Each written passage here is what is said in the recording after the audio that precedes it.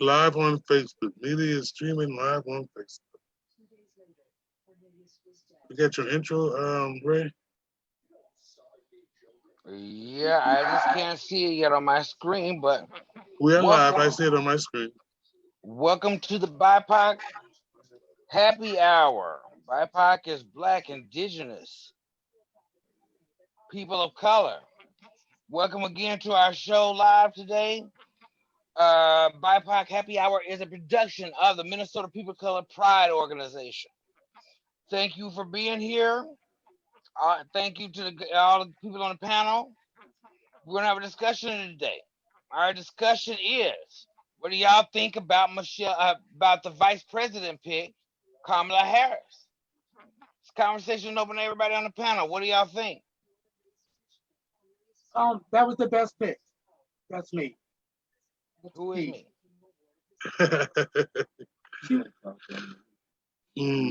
She was the best pick only because she's from California and we need our brothers and sisters to come together. That's all.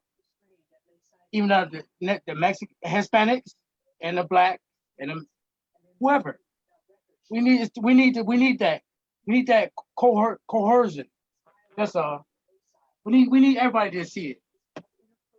We're not just one. Sidebar. We're not just one. I don't know. I mean, I think that, she's capable. I mean, why should she have the job? I mean, what would it? I mean, it would change America, but I mean, other than that, I mean, it's like any other person. I don't know. Do you think she's? Yeah. Do you think she's certified for this job? Yeah, of course she's certified. I'm sorry if there's an echo. No. Let me see. I'm trying to get rid of it. Okay, so my pick was Stacey Abrams, but I'm happy with Kamala. She ain't perfect. Ain't none of us perfect. Not me. None of us are perfect. But as a black woman, I feel pride of having another black woman. And I know people are saying she's a woman of color, whatever. She went to Howard and she pledged to black sorority. So in any other place, I thought Jamaicans were black, but maybe not. So I'm ecstatic that a black woman is in line to be president. So I really think Joe Biden's only going to do one term, and her role as vice president is setting her up, I think, to run for president in 2024 and succeed. I think I agree with you. Who will she run with in 2024? What that look like? Wouldn't matter. I want to see her do a good job in 2021. Her and Michelle, that would be good. Who? Michelle Obama. She ain't never running again, though. Oh. Do you think women would support the vice president pick? Who are you asking? I'm just in general. Do you think? I hear some women saying right now that a man needs to be president because she's not strong enough. I don't know what woman would say that at this particular moment, because all the men on the stage are scared of Kamala Harris. She's already clowned her presidential candidate. Did that the first day they had a match when she ran for president. Donald Trump could not stand up toe-to-toe to Kamala Harris. They all know that. So I don't know who this would say that women wouldn't support her. She's got the #1 black female organization in the nation standing behind her. I mean, but Joe, as a black female, though, I have noticed that I ain't got a lot of fucking support. For some reason, other black women just don't support each other all the fucking time, and that's real. You know what I'm saying? But I do think there's too much on the line for us not to support this woman. Like, it just is too much on the line for it. Way too much on the line. So what do we do? I mean, how can we be effective in making that change that people can understand that this is a good thing for the country, a good thing for everyone, and to get people who are not thinking correctly or whatever you want to say, to make that happen. Because I was listening to another podcast, and he was asking people on the phone. He was getting live phone calls in, and it was a couple of women that were saying the same thing, that, you know, she emotional, and he said, men emotional. We got an emotional president now. So what do you Very mean? emotional. Right. So I'm thinking like, it's okay for him to go through stuff and temper tantrum, but no one else. No, that's a dog whistle for women. They always say that about us. Either we're bossy or bitchy because we're ambitious, or because we'll say what needs to be said. And so And it's no I don't different know from a man. exactly. It shouldn't be, but reality is that they do hold us to a different standard, which is bullshit. Agreed. Mm. So how do we work past that? Because I mean, I would love to see this election, first woman. You had the first black man, so how can we first the first black woman to be president and really make that stick? I mean, what are some of the things that we can do to make that happen? No comment. What do you suggest? What idea do you have? You know, I think about this in a lot of different ways. You know, because I know when Barack ran, they had the whole ground network, everything. You know, and I don't know quite sure what Biden's going to do if he's going to take from that playbook.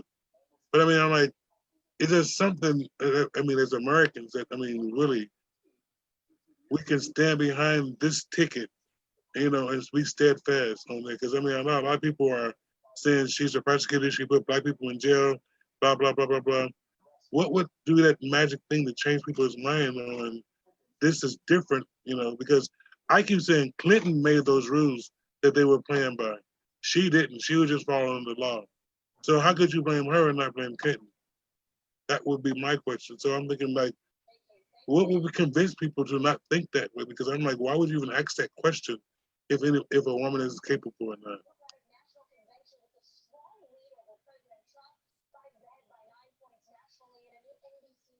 Uh-oh. Because I believe women are totally capable. I can hear some. Oh, I wasn't speaking. I was trying to let somebody else speak. I was stepping back and shutting up. No, don't shut up now. It is important to get the black woman's message out. And nothing better than a black woman to explain perspectives of black women. So that's why we keep calling on you. Well, you know, I talked to my mom, and she's not into politics. She's into religion. But she even said that she thinks, and I'm going to be, you know, she thinks it's a divine thing right now for her to get elected. I've never seen a perfect black woman. I've never You know, seen a so perfect I don't black know. woman. It's this time. It's like It's people divine do this. because she says it's in the Bible somewhere, and I don't know that either. But she's making There's no reference such to thing the as fact that perfection. it's a divine calling right now. It's up to God. I don't know about all that, but what I do know is that, we have to get people to the polls if we want to make a difference. People didn't turn out in the primary, and it was real clear that people didn't turn out for the primary. And I think it's going to be real important for there to be a deliberate, drive for folks to get to the polls in November. And I think that we've already seen a lot of voter suppression and, the same old tricks. So I think it's going to be, important for organizations like ours to, really help ensure that people get to the vote, to get to the polls, and they have the ability to have an informed vote, which means, sharing of information and resources around, the candidate's strengths and their weaknesses and like all that stuff. And I think, oftentimes we forget that these folks who are elected actually work for us, and we should be interviewing them like you would anybody else who's working for you. That means checking out their resumes. That means looking at their voting records. That means checking out who was prosecuted and who wasn't and why. And I think that Kamala is a fine choice. I think she is far more qualified than our current administration, the lead of our current administration. She has far more in the game around politics and organizing and just being a community member than he does. So I think that I think she's definitely qualified. You know, she's not perfect, and neither is anybody.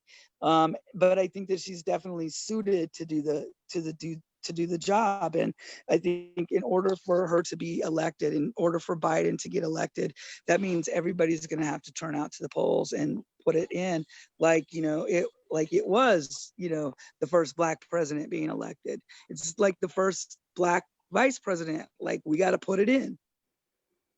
You got to put it in. Yeah. That's what I heard. Is that true, Kevin? That you got to put it in? What you saying that, you know, the elect has to have people this time that want to be a part of this election, and we have to get voters out there. So how do we do that? Well, you know, I mean, we got different ways that have proven effective throughout time. You know, there's, you know, the whole celebrity, you know, Black celebrity in the African American community is a big, you know, it's a big deal. I mean, dating all the way back to, you know, the days of pimps and Cadillacs, or, you know, the ballers, or the people that, you know, everybody in the hood used to look up to and say, I want to be like that. If it was Nino Brown, whatever. But, you know, influence, you know what I'm saying, is definitely going to help drive our mission to the polls, you know, this year. So I do think that a lot more artists and mainstream musicians that have big platforms, that got big followings on Instagram, on Facebook, et cetera, you know, it's gonna take more people like Cardi B. Even let's just use her as an example. As much as you might disagree with how she comes off, she has been unapologetic about being political, you know what I'm saying, along with being ratchet, you know what I'm saying, because she's made it very clear. And like, she got a huge following. Don't forget about that. Who is she influencing? These people aren't paying attention to politics. They're paying attention to her, though.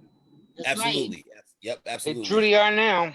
And that's where the power, you know what I'm saying, lies. So as long as we got like more of us that are, you know, a little more courageous enough to step up and say, hey, I do draw a line. You know, I can make a stand. You know, that's like half the, you know, NFL not getting behind Colin Kaepernick when they should have got behind him. You know what I'm saying?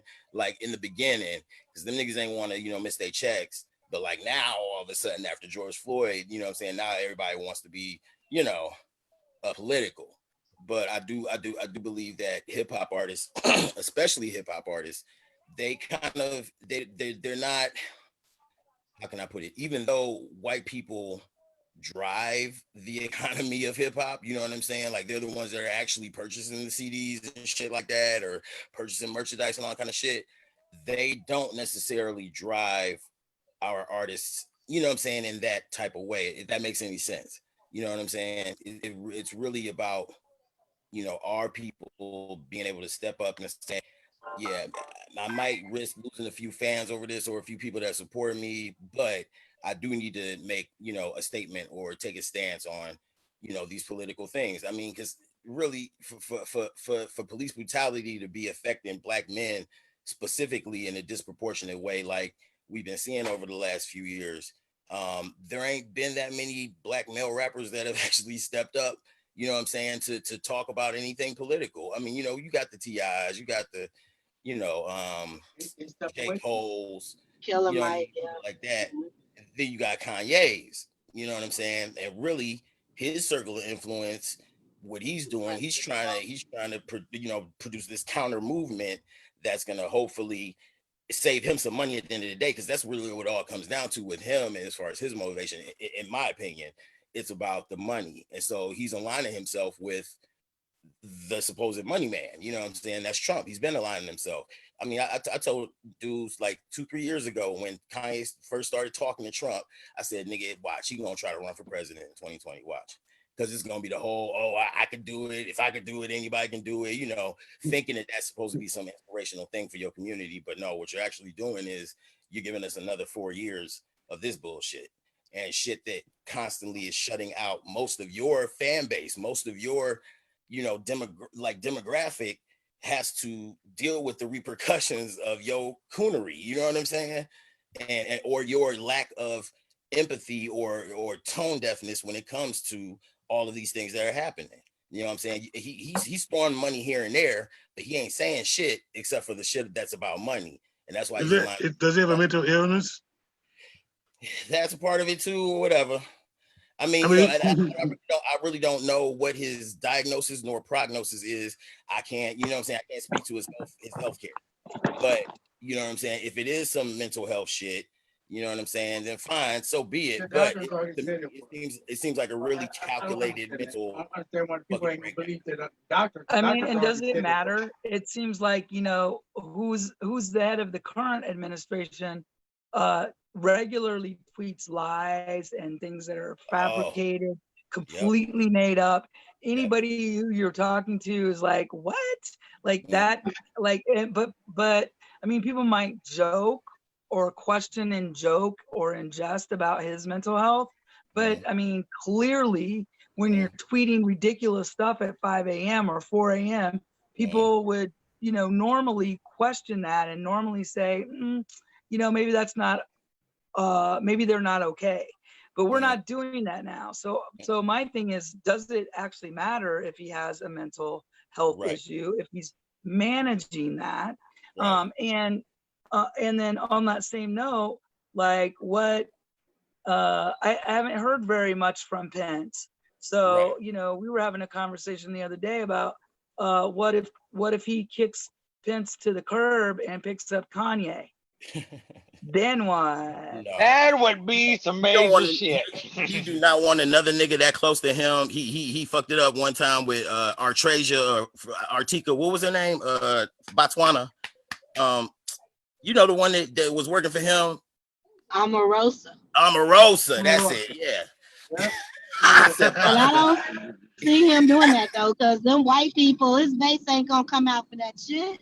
Yep. Them white people is all about preserving the white race. Yep. And I don't see them coming out if he chose Kanye. No, they wouldn't. Pence probably just pissed because he thought that we was gonna kick Trump out and he was gonna be president. So he's still a little salty at that. Yeah. Probably. I don't know.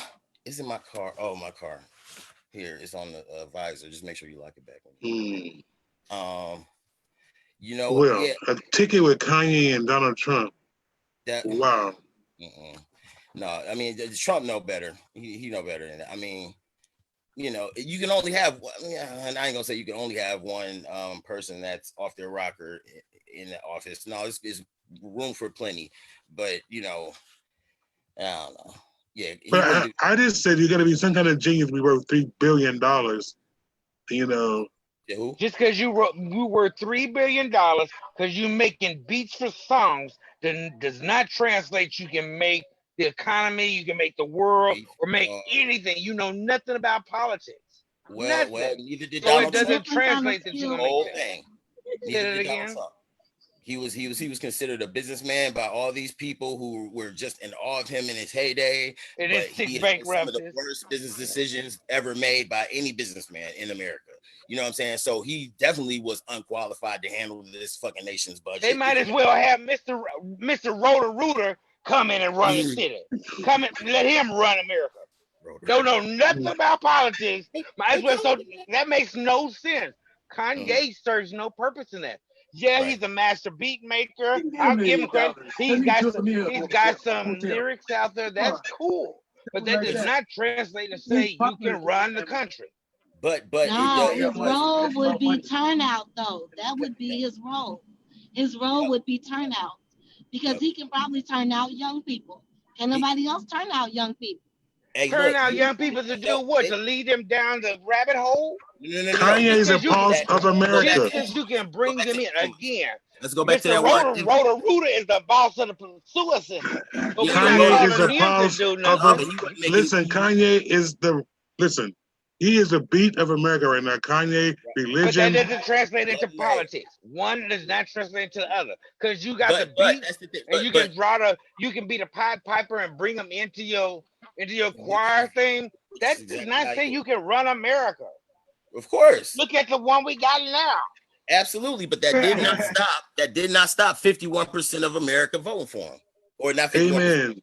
51% of the electoral college. I'm not saying him that would winning. stop him. But Donald, Common sense is not bought in Walmart either. So he overran it. He cheated her. Hey, well, hey, tell him to hush. Mute. Shit. it's gonna be interesting this year for the election, I'm assuming. So It's gonna be a shit show. It already is a shit show. Right. So I don't know how that works. Dennis, to your question earlier about what else can we do, I think that one of the things we can do is maybe, try to have some early vote parties. People can Zoom those out where they're getting together in like one weekend and they're all voting together. This is like family based, and so it's people that you're already around. Maybe identifying some ambassadors from our community that can help us. Put these events on. Like, I don't know. I think that we got to try to get people to vote early too, just because turnout on election day itself was a little down, and I think people are. I mean, they have very valid concerns about COVID. So I was gonna say, and that's the thing another way that we can make ourselves or put our bodies into this fight to help things along. I think, of course, if we can, the people that can like vote early, some of us we should just go ahead and vote early. But on polling day, we need to be present at those polls or escorting senior citizens, or people that are, maybe vulnerable into, those polling places, and just ensuring that they are not getting intimidated by like Jed and the fucking pickup truck rolling around, the church, or, all these different ways that we have seen how Republicans particularly, but politicians period, have, tried to induce voter suppression, among our communities. So I think that if we take a more active stance in protecting and encouraging and physically taking people to the polling places, I think that's another way we can, actually, make some good impact. And that's just for those people who choose to go, live in person to the, voting places. Otherwise, we need to be pushing that mail-in shit while the United States Postal Service still got a few trucks. We need to be pushing it. I suggest that you don't mail it in, you drive it in, but get the mail in vote. Yeah, there'll be drop-off spots. Right. You should reach out to Nasir from the Secretary of State's office and invite them to be a guest on this show, and they could actually talk to people about the early voting process. Yes. What do you have to do in order to get a ballot? And all that stuff. They could actually educate folks for us through this avenue that we got going right now. Yeah. And plus too, just the whole thing as well about felons and voting, like getting that message out there, if motherfuckers ain't on papers, just like with the census, they can take part in this legal, process. They haven't been able to take that right away from them, so it's just the more people that know that, the stronger our political fortitude as, a Black community can be, at the polls. Because right now we looking a little weak, but that's because like a third of our population is in jail. You know what I'm saying? So, I was thinking, because I made this up before, I thought about it before, that if felons can't vote, maybe they can help people who can vote get to the polls. Yeah, like Kevin driving. Reese. Yep. Kevin Reese over at Voices for Racial Justice. I trained this young man when he was behind bars, and we ran a campaign called Vote for Me, and they got all their family members to pledge to vote. And so it'd be really dope if folks that are out, but if we also look at how do we support our family members and friends that are inside too, and giving them an opportunity to get engaged. And I know, I don't know if Kevin's doing any voter outreach work this year, but he'd be an important person to connect with, to see, if folks. Okay. Go ahead, Kevin. Can you send us these names, or can you email me those names? The Kevin dude and the what's it, Nasir from Racial Justice, Voice for The Racial Justice. Secretary Nasir's from the Secretary of State's Secretary of office. State, Yep. right. Okay, Yep, yeah. I can do that. I'll send Okay. that when I get stationary tonight. Okay, thank you.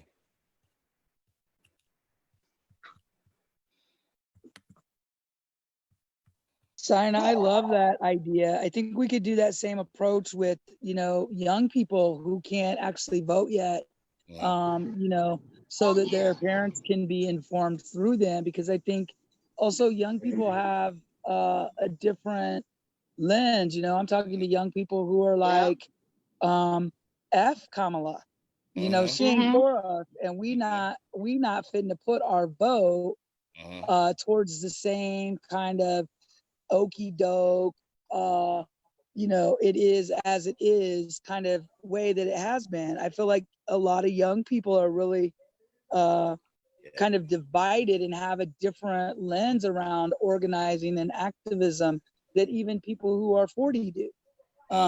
So I think that idea could transfer many underrepresented or folks who haven't traditionally been able to vote, to just get their voice engaged and get them working for their family members to vote on behalf of them. Yeah. Some good stuff.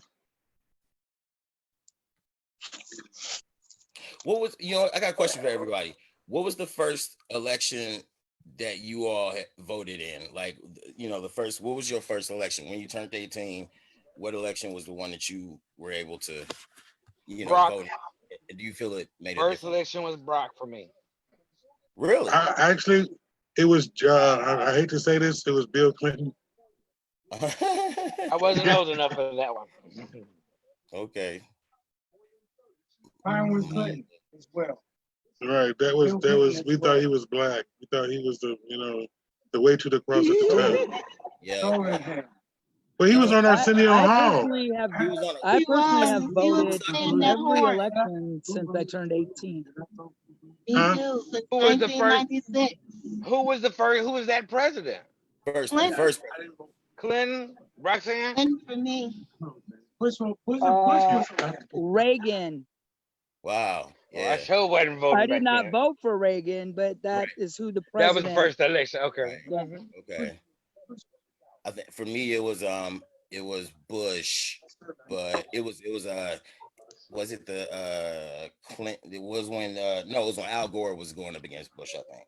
No, hold up. Oh, the dreaded 2000 election. Yeah, 2000. Yeah. Yep. 537 votes, y'all. 537 Talk votes. about it changed everything.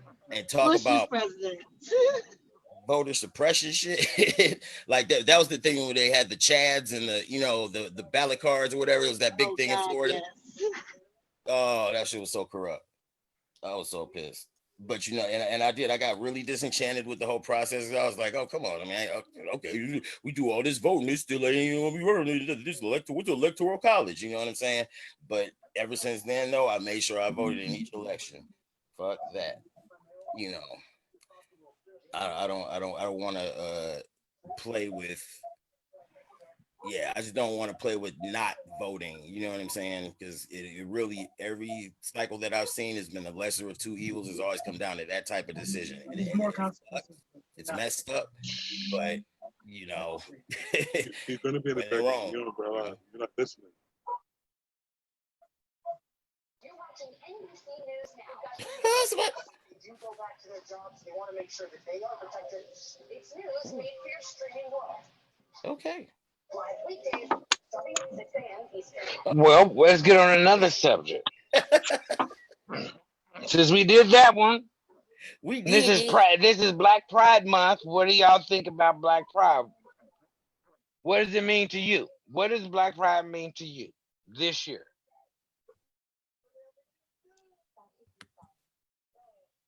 I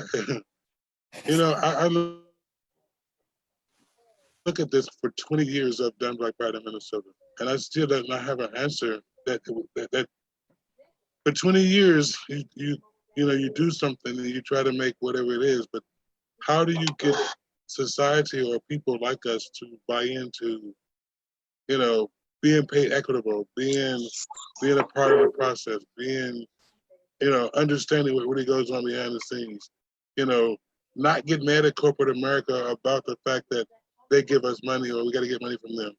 How do we build that, and use the money to our benefit, and stop trying to hate on the process and make the process work for us. Each year, I think, just like now, Pride co-opted our weekend, which they always try to do in some shape, form, or fashion. I don't know how do we stop that, them bigger footprints out there. So I'm like, I think Black Pride means to me is trying to have something that's specifically for and by us. Yeah, me too. And I think true to form, Dennis, as you're saying, like the co-opting of that historically has been, part of what people of color deal with.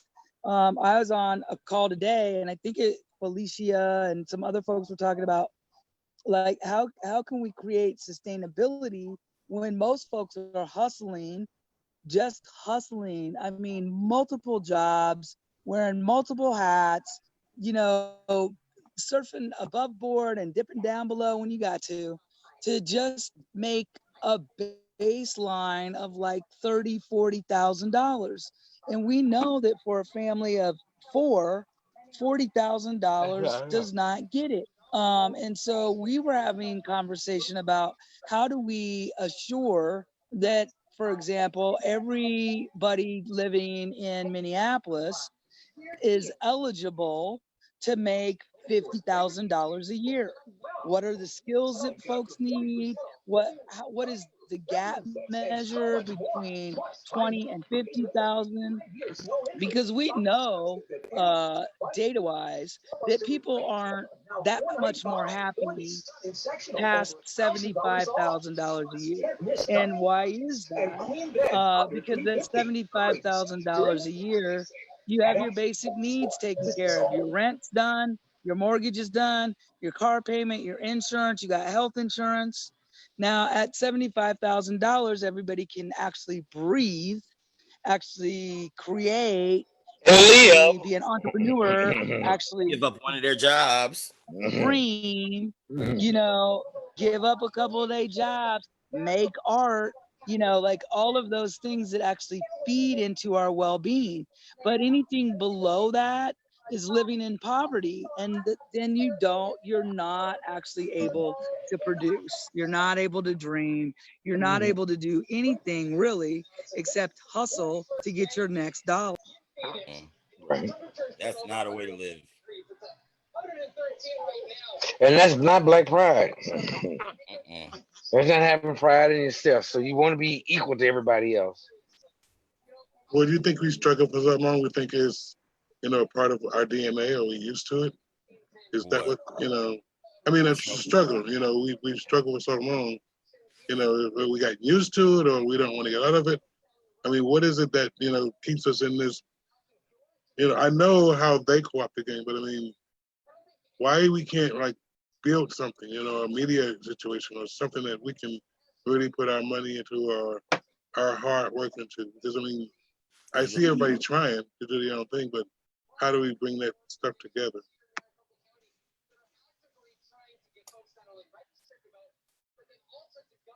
Wow. How do we unlearn? Maybe is the more, is at the root of that question, I guess, because if you, in my opinion, all of this is white supremacy. It all comes down to white supremacy. You know what I'm saying? And I'm not trying to be one of those, it's all the man. You know what I'm saying? Or the man got his foot on my neck type of people. No, but it really truly does come down to white supremacy. White supremacy works so good. It has us distrusting each other on the level that we can never fully commit to even trying to support one another through our businesses. I mean, let a Black person make one mistake or let something be off about their restaurant or something when you go in there to get service. Oh, when we tear that shit down. That's why I don't ever support black business. That's why niggas this, niggas that. But yet and still, you go knowing that every time that you done been to Popeyes or the McDonald's, the motherfuckers fuck your orders up. White people own those motherfucking companies. White people getting money off of your ass, and you ain't complaining about that. Guess what? You right back there the next week, the next day, eating that shitty food and enjoying that shitty service. You know what I mean? But white supremacy got us so fucked up in the head that we hold ourselves to this really, really more rigid standard when it comes to stuff like that. And it's that type of mentality, I think, that trickles down into everything else. It trickles down to, who I go to support as far as being an artist, who I think is really, who's really a significant artist or, formidable or, a real artist based upon, some shit that the white people done told you need to base popularity on, or, you're not popping if you don't have this, or if you're not relevant, or if you don't have all that kind of shit like that. No, dude. No. You know what I'm saying? I think as a people need to unlearn all of this mess that we have been taught, this mess that we have just kind of recycled ourselves, even when it was no longer being pushed on us, you know what I'm saying? And just, just breaking those chains, because we're used to being, at each other's throats so much, that sometimes we jump to the fight, but don't realize if we would have just took a breath, it ain't shit for us to be fighting about. They actually gave you a compliment, nigga, your life would be a whole lot better. But a lot of us are cool with the confrontations. A lot of us are cool with, having the attitudes, are cool with, a lot of us define our blackness on shit like, failure. You know what I'm saying? Failure, or what we have on, or, what I mean? How popular we are, or how much pussy we can get, or, what I'm saying? Whatever the case is, just that shit that we need to get past and kind of just, look beyond. But I'm telling you this, that all those different ways that over the years they have taught us to hate ourselves more than we hate our enemy even. That's my 2 cents.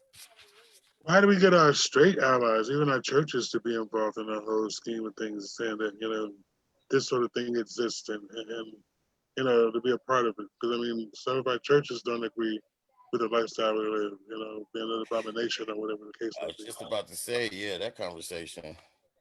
Sheesh. But being Pride Month, we go to church. We want to be able to have church in the park and stuff like that. How do we include those kind of situations when we don't have any church to go to, or we have one affirming gay church? Then that's what, I don't know. Maybe I don't think it's up to us to convince everybody to like us, or convince everybody that they need to be radical in their shit and just whatever and come be down with us. Nah, right now I think in our world enough of us are hurting, by everything that's going on, that I just don't personally have the energy to be, dealing with no people that still can't get over the fact that, okay, I don't like to have sex with, Venus. You know what I'm saying? I have sex on Mars. It is what the fuck it is. I didn't wake up and decide to be this one day, just like you didn't wake up to decide to be in the closet straight or whatever the fuck you think you are. You know what I'm saying? But it's like, I don't have no time to be having those type of lessons or doing that work with them, just like I don't have time to be doing the work for white people when it comes to racism shit. You know what I mean? Like, we need to be putting that energy into trying to heal us, or trying to figure out how to unlearn some of this shit that these bitches find, through our way, if that makes any sense. How do we get paid for that? How do we get paid for it? Yeah, I do Black Pride. How do I get paid for what I do? Equitable pay, not just, here or there, some equitable. So I can say, listen, I work this is paying my living, paying for my whatever. How do we get equity in what we do?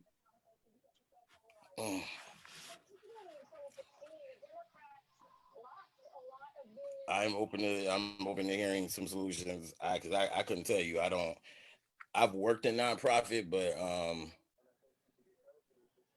don't know. I've the whole equity question has been the question ever since I moved up here. You know what I'm saying? I don't know what to tell you. It's been 15 years. Yeah. There are other people that might have a better insight into that, but I have no clue. I don't know how we can make it equitable until shit gets unlearned, and you know what I'm saying, some buildings and businesses get burnt down. You know what I mean? Until we got a moment like this. Because I mean, really, we've been hollering equity, equity, equity this whole time, and ain't shit inspired none of the motherfuckers to action until, you know, now, when, you know, motherfuckers are afraid that, okay, now these black folks we've been putting our foot on this whole time, they just might flip out on us and fucking do what, you know, we've been doing to them. Because they getting a little, you know, these new niggas is, you know, they uptight, they ready to fight, they ain't on that we shall overcome shit, and they scared of that. Was that the Malcolm over Martin attitude? I wouldn't even say Malcolm over Martin, because Malcolm got to the point that he was, you know what I'm saying, mad peaceful and really, you know, a real Muslim and not just a Muslim, you know what I'm saying? But I think, well, yeah, it does come down to, though, some level of us understanding that in order for a revolution is what a fucking revolution is. And a revolution is not pretty. A revolution always involves bloodshed. A revolution always involves some type of loss. Shit gets worse before it gets worse first before it gets greater later. You know what I mean? Like all that kind of shit. And a lot of us have gotten so comfortable in our daily lives, you know what I'm saying, that we can only run so far in the revolution path. And then we stop, turn around, and go right back to, oh, but that's a massa. You know what I'm saying? Because that's comfortable. That's what we know. You know what I mean? And people still have this thing in their head that being in close proximity to white people is gonna change some shit. You know what I'm saying? Or getting them to respect you or like you is gonna change some fucking shit. And it's not. You know what I mean? So I don't know. I think as Americans, we're too pussy. Don't nobody want to go and get their hands dirty. But you know, over in France, over in Germany, over in Italy, you see all the time when they have civil unrest and shit like that over there, toppling they, you know what I'm saying, governments, or you know, having insurrections or whatever, what they call that, coup d'etats and shit. I mean, they do that shit. They're about that life. They're not, you know, all, we so scared over here. And our police, you know what I'm saying? This whole police law enforcement shit has got us so shook. You know what I'm saying? That a lot of us don't take the power that we have, you know what I'm saying, and harness it and actually put it towards some good. Or just, you know, deal with a little bit of pain and bloodshed and shit in order to get what the fuck you want. You know what I mean? If that makes any sense. I don't know. But so they should defund the police? No. Okay, here we go with this conversation. I'm just asking, you know, because you said that. I mean, I do think I wouldn't. I put it to you like this: them niggas don't need all the money that they get. You motherfucking right. And if it ain't a full defundment, if that's the correct word, it needs to definitely be a realigning and a shifting of funds from that that fucking entity into so many other things that they keep taking away from our communities, that keep at the core making our communities go through these, you know what I'm saying, fucked up violent cycles. If motherfuckers ain't got, you know what I'm saying, no place to burn off steam, no place to go, you know, relieve stress, if they can't walk through their, you know, neighborhoods without feeling like they're targeted and shit by people outside the neighborhood that don't stay down there. It's one thing you gotta be afraid of the nigga that's on the next block that's worried about some money shit, going back to Kanye and Trump, you know what I'm saying, on some money shit or whatever, trying to clear out your block. That's one thing. But it's another thing though to like not be involved in any of that shit, and just for, you know, existing, just for being, knowing that you could get shot, you know what I'm saying, or just, you know, thrown into a jail cell and no one will be able to, you know what I'm saying, do anything to get you out of it. Type, like your freedom can be taken away just like it would have been taken away back right during the Reconstruction period, you know what I'm saying, when motherfuckers were trying to round up all the fucking free slaves. So but you know, typically black prides don't use police. Mostly Caucasian prides do, because I talked to Earl Fox and he said in DC they police themselves. And there's actually more women on their patrol in DC than anyone. So women actually protects the prides, mostly black prides. He was saying we don't really typically have a police officer there unless they're in plain clothes. Right. Well, yeah, most gay clubs usually, you know, have one like police officer that's there in plain clothes. You know what I'm saying? Like the police are always there. You know what I'm saying? They're always there. You know, just if they're in a uniform or not, it really don't matter, because if you do something that he feels ain't right or whatever, then they're gonna take their authority and they're gonna do what the fuck they want to do to you. You know. Well, Dennis, I think, you know, like the point that Earl made really clear, and some of the other organizers using folks from the community who actually want to be there, who want to be engaged, is a very different approach than using people who don't want to be there, and who are bothered by the fact that they have to work this gay thing, right? That's one thing. Yeah. And I think the other thing is that, you know, historically women have often been the de-escalators in community. And that's what Earl's talking about. You know, it's why we used security for our pride this year, which is queer owned, you know, run by folks who, you know, are signed female at birth. And so I think that that's, you know, kind of an important lesson. We never had, you know, police officers when we did Black Pride. Never.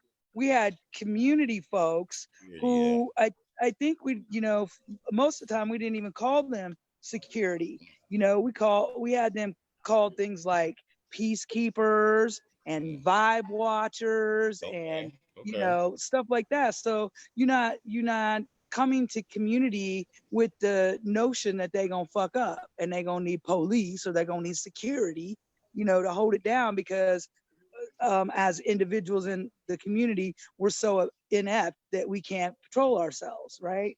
And I think this is, you know, part of the narrative of white supremacy. You know, it is like, you know, you got to control those brown people and get the police there, so you know things aren't out of hand. We have been accused of everything from, you know, holding fights to, you know, smoking marijuana to cooking, to doing all these things that none of which are like necessarily bad, but are against the rule, right? And we've never violated any of those rules. We've never barbecued during Pride at the Power to the People tent, but we have sure been accused of it. And so it's like that notion of actually trusting, you know, Black people, brown people, people of the BIPOC, you know, kind of delenium, you know, is like, can we actually just believe each other? Now, you know, Felix, Deshaun, Dot, and I'm gonna call everybody by name. All the folks at Twin Cities Pride, all the folks at Aliveness, all the folks at the Minnesota Department of Health, I can call them all out. Everybody been knowing for how many years that POC Pride happens during the third week of August. How many of them called you, Dennis, and said, where do we send the money to? Right. How many of them called you and said, we have 25 volunteers for your day? How many of them reached out to you and assured that, you know, we had all the stuff that we needed to make POC Pride happen this year? And how many folks reached out in a way to tokenize, to you know, take what's not theirs, to, you know, do all these things? Like, you know, somebody announced this week on Facebook that they were going to start, you know, a ball scene in Twin Cities. Like, huh? There's been a ball scene in the Twin Cities. You know, get in where get in and involve yourself with that entity, right? And I think that part of that is the paradigm that BIPOC folks are not trustworthy. You can't believe them. So even though they've told us that Pride is going to be the third week of August, let's don't believe them and plan something anyway. Right? You know, let's don't believe an agency that has been working in HIV for 20 some plus years. Let's don't believe them, and let's actually fine them for doing their work at a rate of 10% of the budget that we're going to give them the opportunity to have. Like, if you want to actually talk about what moves us as an organization and as a queer BIPOC community, then we actually have to acknowledge stuff like, don't tell a brown person that they're worth $100,000 when you wouldn't pay them half that when they work for your organization. Like, don't don't keep doing that shit. And for brown people, we have to quit accepting that shit. You know, when somebody said that to me, I should have, you know, like fired back on them and been like, what the fuck are you talking about? You telling me I'm worth 100,000, but you wouldn't pay me 50 when I worked for your organization. Like, that's the real of what our people are told all the time. Oh, one job isn't good enough. Work 2, hustle 3, be an artist on the 3rd. You know, forget about your kids' baseball game. You know, don't do that. You know, bring your kids to the meeting because, you know, you got to be at the meeting. Give up your life, give up your vacation, give up your, like, well, Dennis, when was the last time you took time off, got on a motherfucking plane, went somewhere, and chilled the fuck out for the week? When was the last time you did that for yourself? I haven't been paying equity Right? since we've been doing this. So. You know, so like if you want to actually talk about equity, we have to actually answer those questions. Like how do we ensure that Kevin every year gets at least a 10-day vacation? Because the brother works hard and he deserves that. He deserves to be able to go somewhere, chill out, not have to answer his phone, not to answer his text messages, not to answer his email, not to solve the problem, not to take care of his friend, not to worry about, you know, is this cousin okay? We all deserve that as a people. And that's part of the historical trauma that keeps us in slave mentality, that keeps us not dreaming, that keeps us not investing in each other, it keeps us not trusting each other, it keeps us in this mode of less. And so I think part of that for us is believing that we're worth more, believing that we're worth the full grant, and that we don't actually need to pay anybody to manage our money. And if we do, we can hire an accountant that we can pay a set fee and negotiate the fee on. You know what I'm saying? It's like, so for me, it's like, I feel like done with like the bullshit game of like, well, what can we do better? I mean, we already know this. We've been knowing it. And so do our quote unquote so-called allies. In Minnesota. All over this bitch.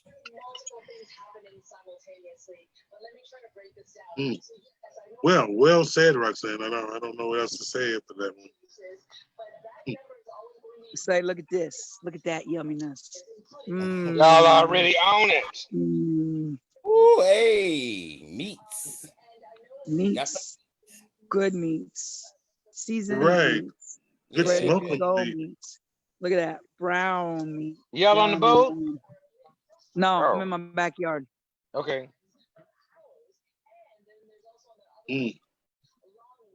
Well, before we get to the end of the hour, we got to figure out like what's our end result on like, you know, taking our blackness back. Is that what it is, Kevin? Or you said stop the slave mentality. What is it? Oh yeah, like the unlearn. Unlearn is the word. John Singleton, may you rest in peace. Yes, unlearn. Yes, Pineapple Express. How do we find opportunities? I think, you know, figuring out a way to asset map ourselves, right? Because we already have everything that we need. We already have all the answers. We already have all the excess. You know, we can always improve, right? We can always do better, right? But we actually have all the stuff that we need. Otherwise, these organizations won't be asking us to be on their boards and such, right? We're smart. We already know. I mean, our people created math, science. Yes, it is. For those that didn't know, they did create it. So, like, we already have all that within our own frameworks. We don't need actually. We don't need a lot. We need people to quit stealing our shit. And pay us for it. Shit. We need people to trust us. We need people to pay us what we're worth. And when those things happen, then there won't even be a question of what do y'all need, right? We need fair housing. You know, we need, affordable childcare. Equitable We pay. need equitable pay.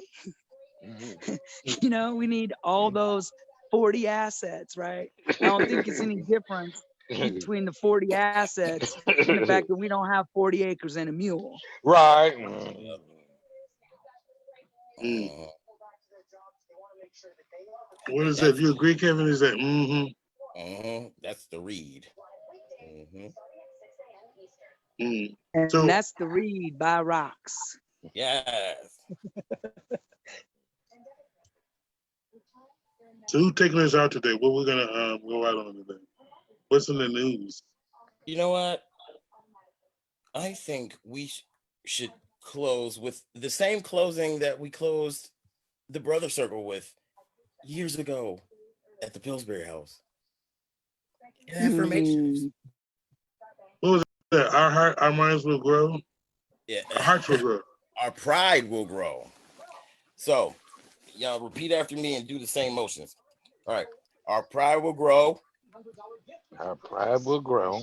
Come on, y'all. Y'all act like y'all paid to get up in here. Our pride will grow. Our pride will grow. Oh shit. Our pride will grow. Through our ancestors. Through our ancestors. Through our ancestors. Through our cultures. Through our cultures. And in ourselves. In ourselves. We will grow by seeing. We will grow by seeing. Listening. And deciding for ourselves. And deciding for ourselves. Listen to see. Listen to see. Listen. Listen. And think for yourself. And think for yourself. Peace. Peace. Do it with me now. Peace. Love. Oh. Respect for everybody. All right. For all y'all. Love your son, everybody. Well, that's gonna take everybody out tonight for the BIPOC happy hour.